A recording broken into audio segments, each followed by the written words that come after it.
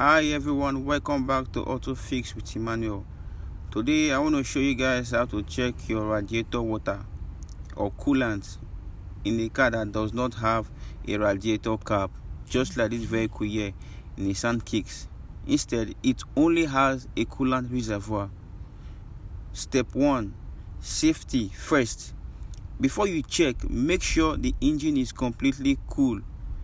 Never open the reservoir when the engine is hot and the ignition is off.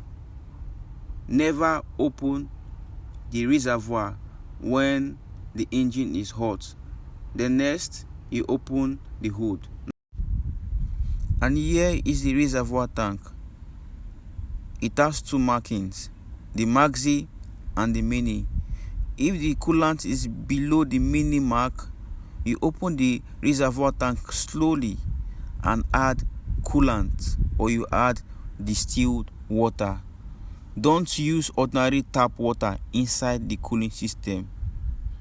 Tap water has minerals that can cause rust inside the radiator, which can block coolant flow.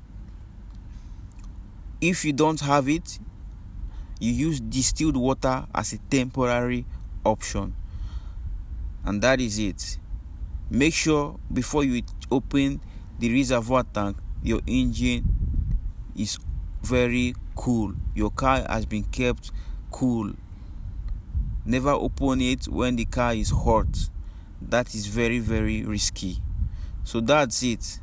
It's very quick and very simple. That is how you check your radiator water on a car that just have a reservoir.